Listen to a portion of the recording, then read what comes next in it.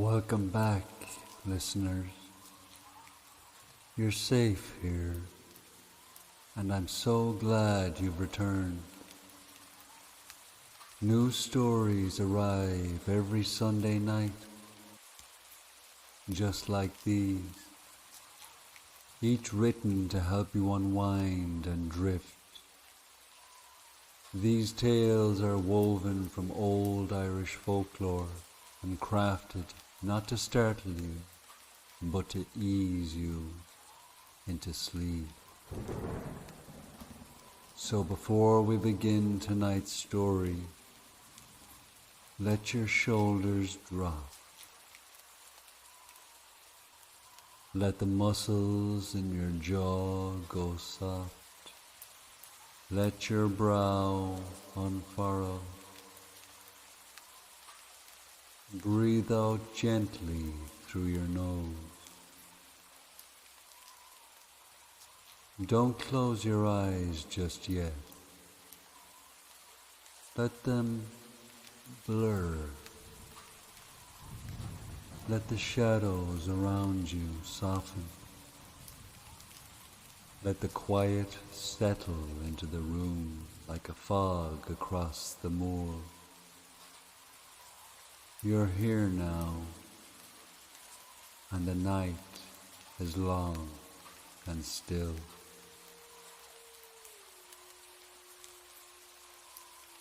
Our first story takes us to County Louth, where a wealthy landlord by the name of Mick O'Flaherty took possession of a ruined manor on a cold, rain-slicked hillside. The locals had abandoned the place generations earlier, and few could remember why. But as Mick would discover, sometimes a house keeps its secrets, not to protect itself, but to protect you. This is the Hearth that wouldn't die.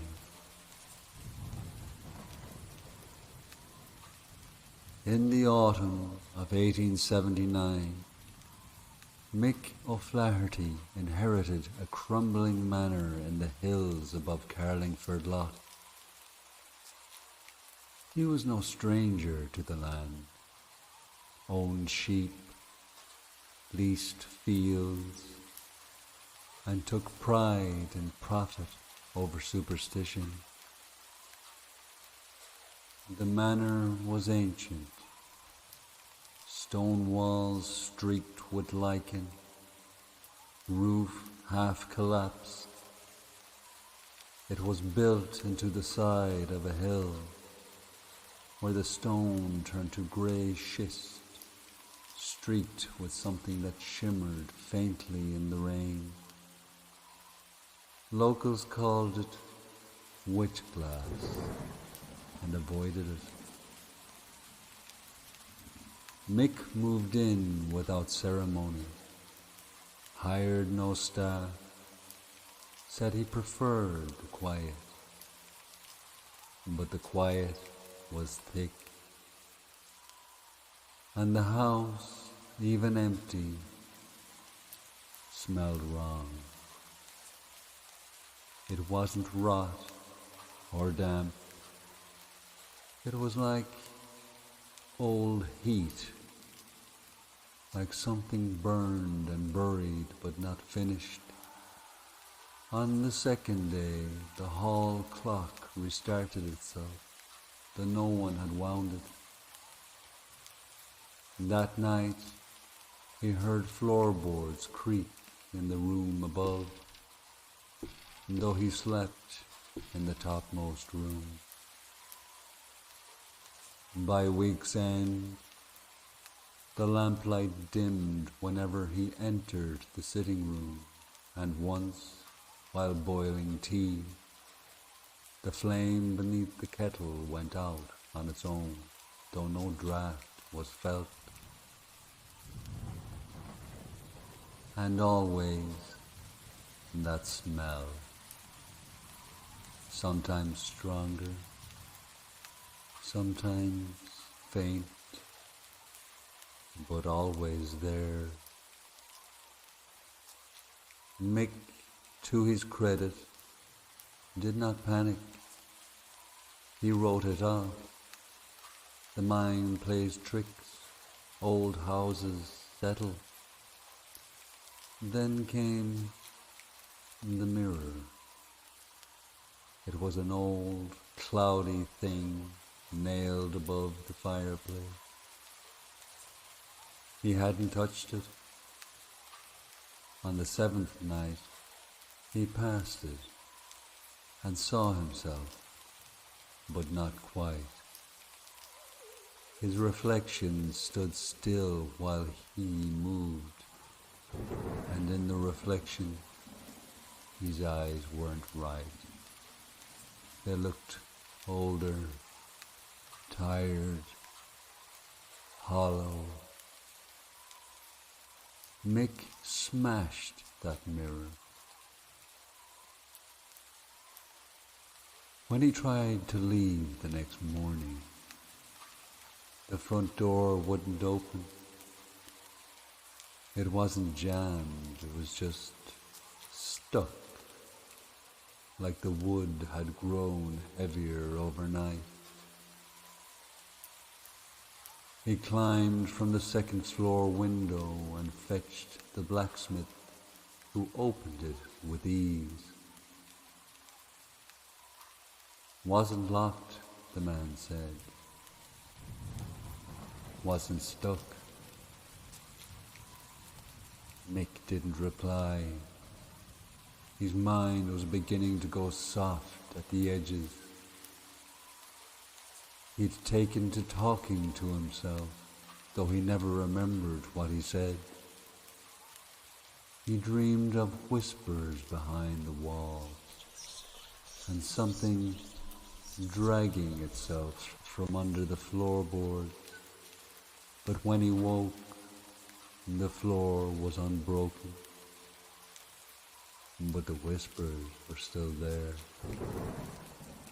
The smell grew stronger near the fireplace, and one night, desperate to drive it out, he pulled at the hearthstone, and beneath it he found a cavity.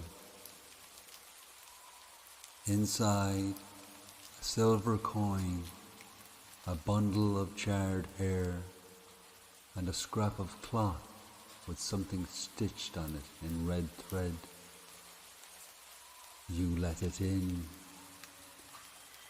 He burned the bundle in the stove, and for a moment the house fell utterly silent. But that silence didn't comfort him. That night he awoke unable to breathe. His lungs seized, his body locked, and he felt a hand on his chest, cold, pressing. Nothing was there, but he felt it, and he smelt it, that heat again, and then it was gone. Mick fled before dawn, left the house unlocked, and never returned. He died the following year, alone, rambling in his sleep about reflections that moved on their own and hands that knew his name. The manor still stands, windows intact, no visible damage since, no vandalism. But anyone who steps near the hearth, they say, will smell something strange. And if they linger long enough, they'll start to feel watched. Some say it was a fetch, a ghost of someone not yet dead.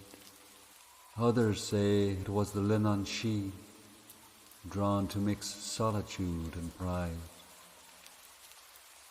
But no one ever moved in again.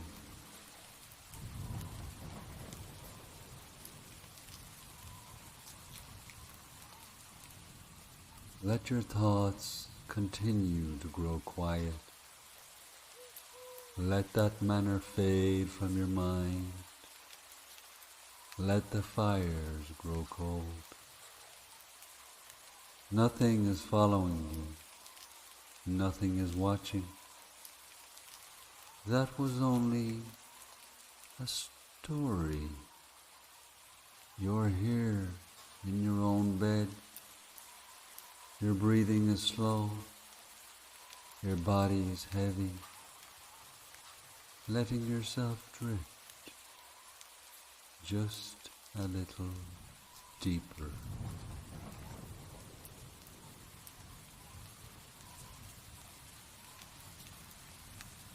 They say leprechauns hoard gold, that somewhere beyond the hills there's a vault of it, hidden, gleaming, untouchable.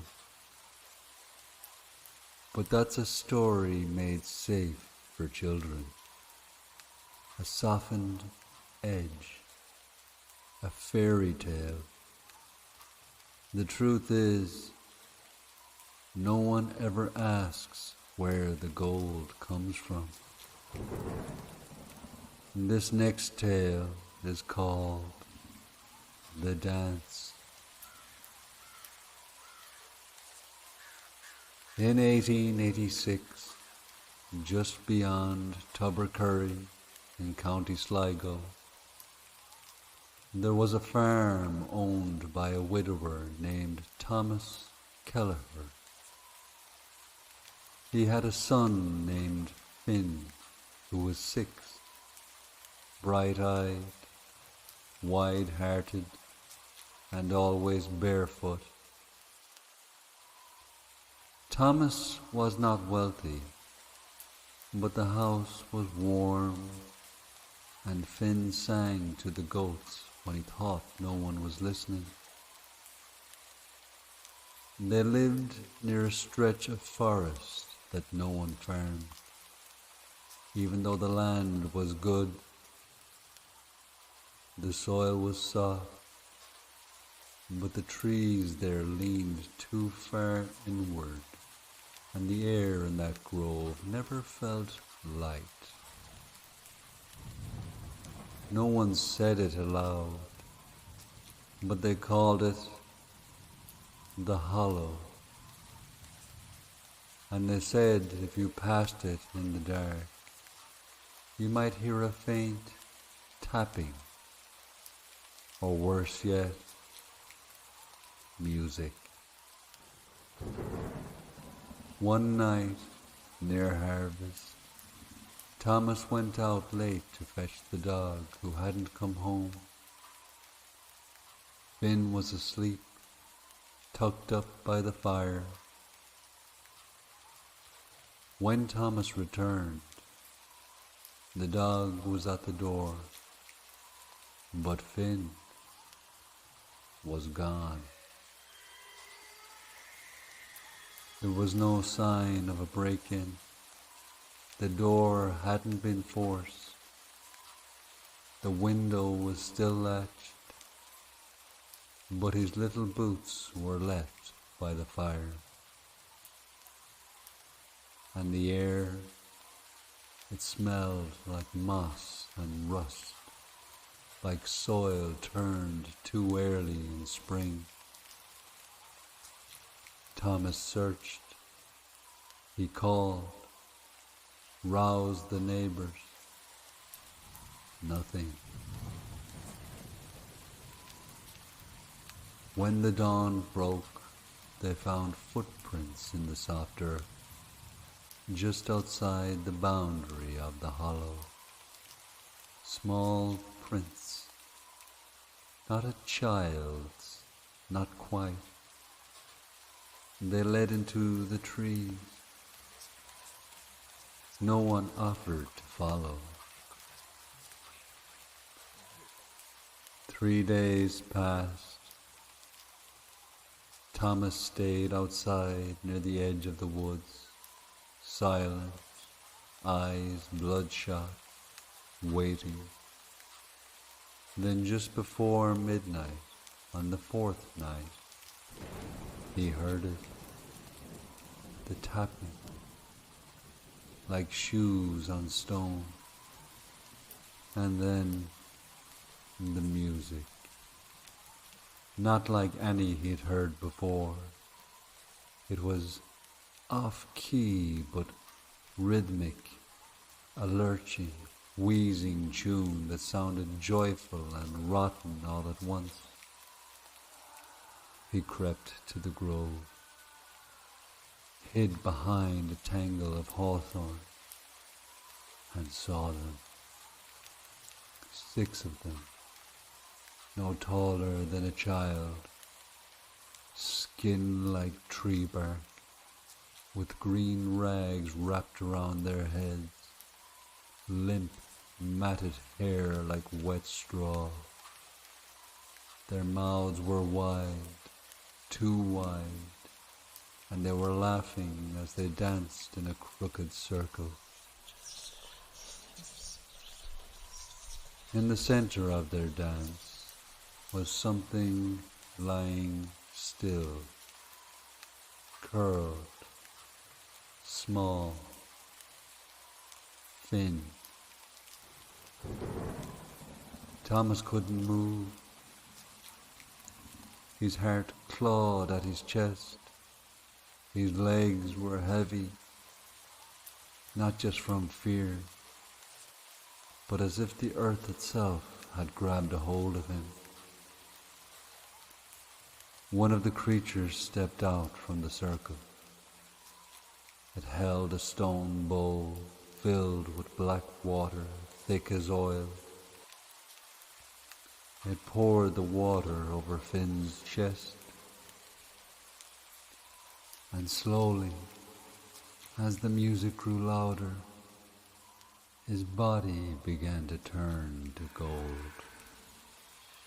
Not metal, not truly, but the color of gold in moonlight, glimmering softly like he'd been dipped in a dream. And the creatures began to chant. They danced faster, and then they buried him right there beneath the circle. Their laughter turned high and shrill, and then cut off all at once. And they turned, all of them, and looked at Thomas, even though he hadn't made a sound. The closest one raised a single finger to its mouth and smiled. Then they vanished instantly, like smoke pulled backwards through a keyhole. Thomas never found the grave. When he dug where he'd seen them, the earth was untouched. No hole, no mound, no glint of gold. But from that day on, nothing grew in the hollow. And sometimes, just before dawn, children in the village dreamed of music they couldn't forget. Not happy music, not scary either, just wrong. And always, always they said they saw little men with rags on their heads and shoes that clicked too fast to follow. So, next time you hear someone say leprechauns guard their gold in pots beneath rainbows, remember, gold means nothing to them, not the metal. What they bury is what they can never be, and they dance for it. every night. Now let your breath sink deeper. Let your arms feel heavier, your thoughts softer. Let the dance fade. Let the sound be gone. You're safe here. You're still. And there is nothing reaching for you in the dark. Let sleep take its time and take you gently with it.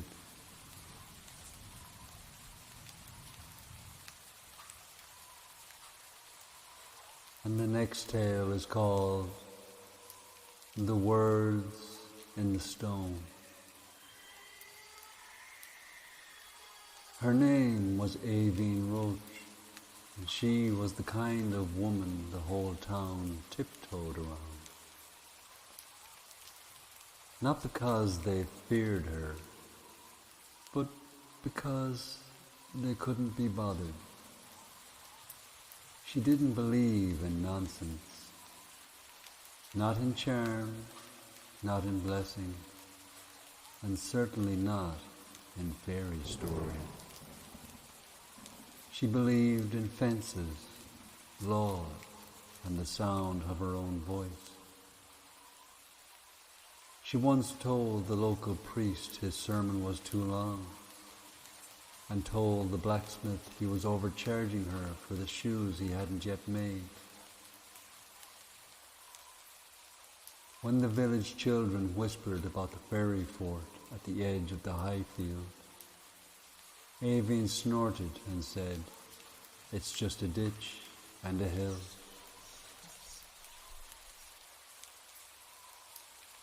One good thing about Aoibhinn is that she knew how to write beautifully.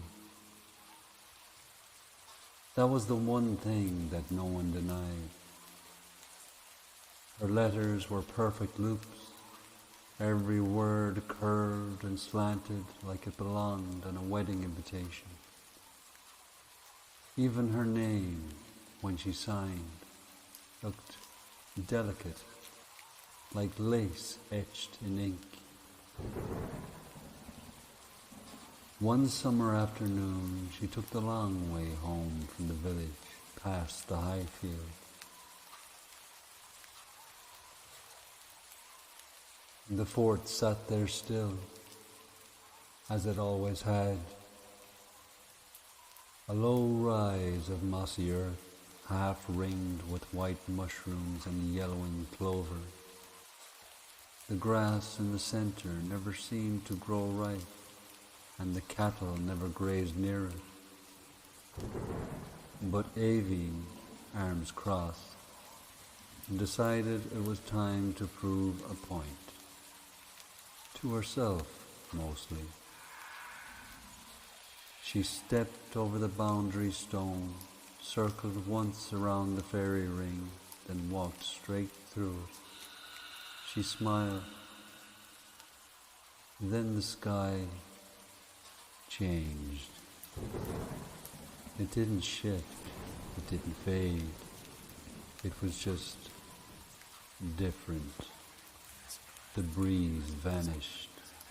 The air turned thick. The sun overhead was now red, like it was being seen through smoke. She turned to leave, but the field behind her was gone. The path had melted into twisted brush. The trees nearby leaned at unnatural angles. And the sky was burning. Not a flame, but scorched and swollen, as though heat itself lived in the clouds. Her knees shook, her breath shortened. Her skin felt like it didn't belong to her. She walked, but the further she walked, the more the land distorted. And the sheep she saw in the distance didn't bleat. They screamed dry and hollow. A riverbed ran uphill with black water that didn't move. Every shadow twitched, even when nothing was near. And then came the figures, not full body, not people, silhouettes, but wrong, like they had too many joints or none at all. They followed at a distance, always just out of sight. Avine ran, or tried to at least. Her legs failed her body trembled. Something in the air made her limbs slow, as though she were moving through wet ash.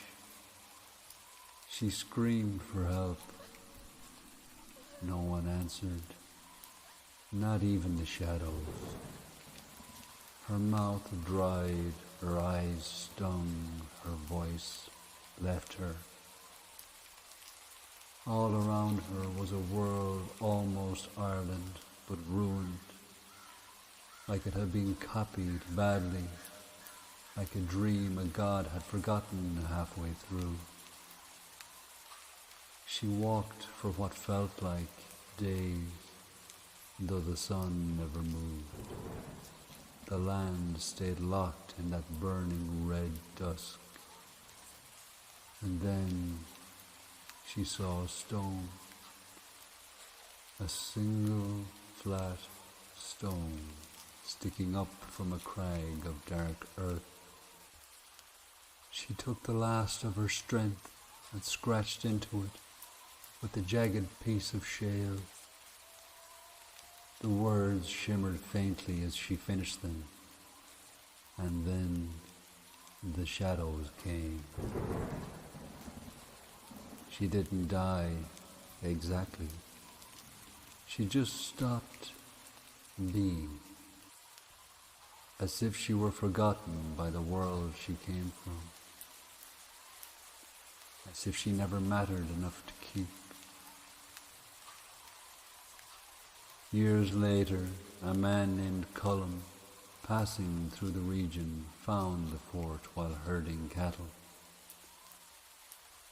He noticed the grass was still strange, and as he passed the boundary, he stumbled across a stone, flat, leaning slightly, like it had been placed there by a careful hand.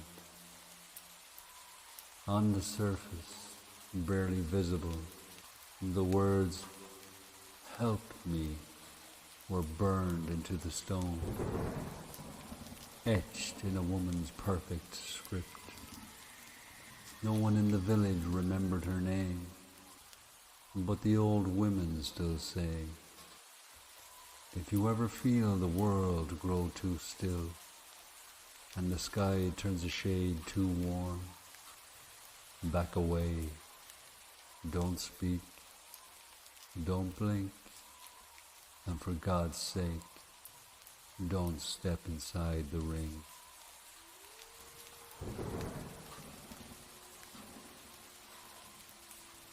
Let that burning sky fade. Let the ring close behind you quietly and safely. Let your body be still. Let your breath return to its own slow rhythm. There are no watchers here, no shadows, no other world, only your breath, only your bed. Let yourself drift deeper, deeper.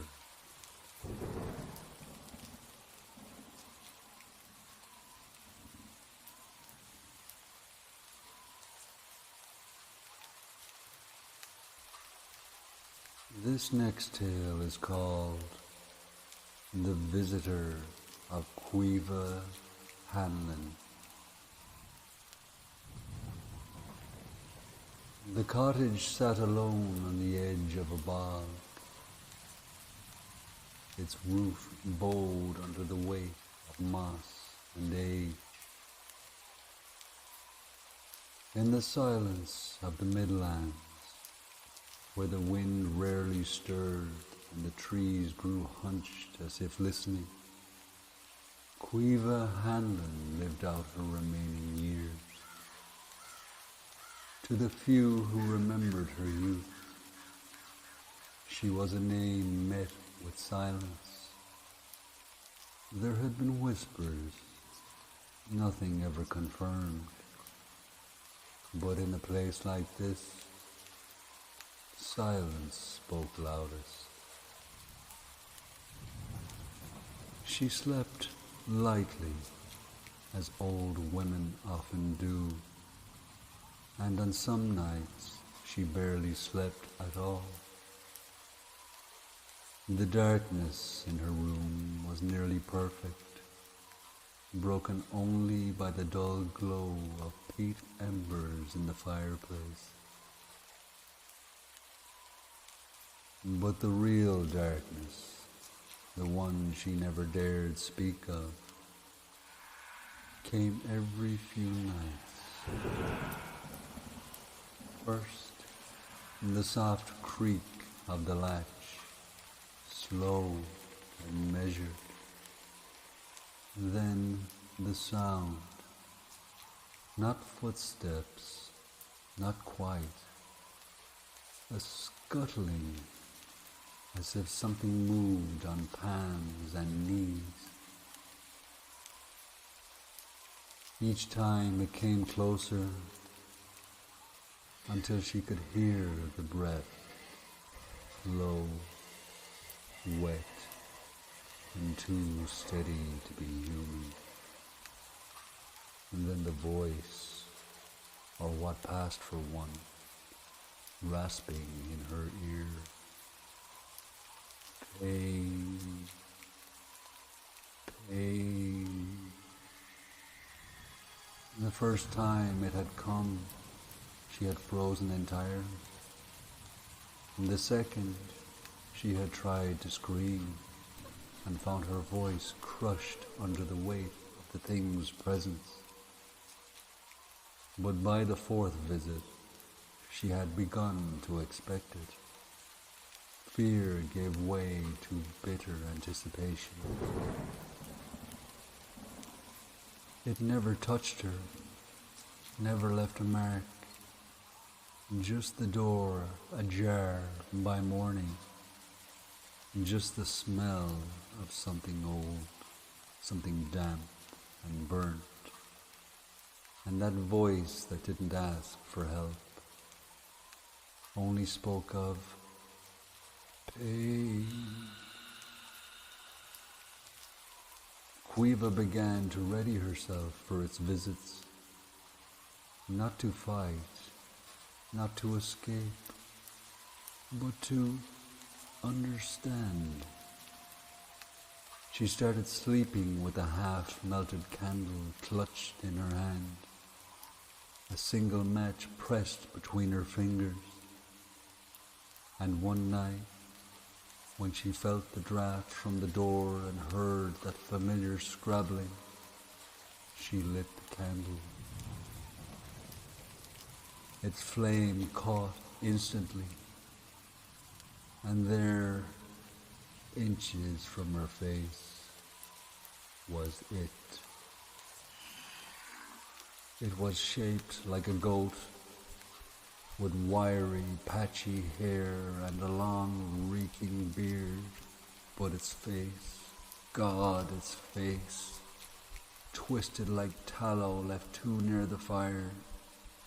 Human eyes bulged in sockets too small, its lips grey and split, and the hands, human dirt-caked hands where hooves should be, fingers twitching with nerves that remembered cruelty.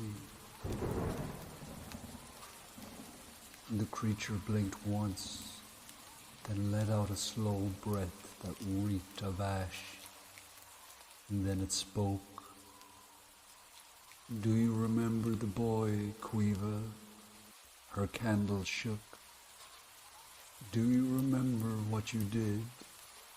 The flame flickered, and then the creature wailed again, a sound that tore through her skull, raw and writhing with sorrow.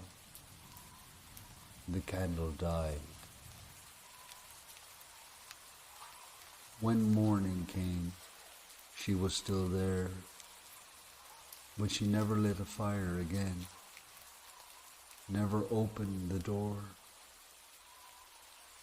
She wasted away over weeks, face pressed always towards the wall as if trying to disappear into the stone. They say when she finally died, her bed was cold, but the floorboards were warm. They say the door had been clawed from the inside. They say the mark of a handprint, not a goat's, not a woman's, had been burned into the ceiling above her head.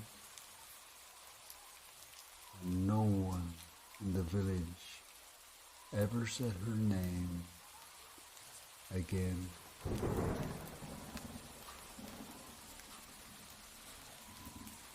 That's the end of tonight's stories.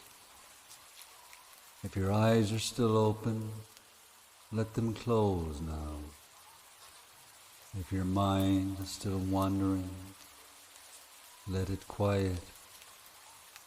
You're safe. You're still. And you've done enough today. New stories arrive every week to guide you into deeper rest. So if you enjoy these tales, feel free to like and subscribe. But for now, just rest. Good night.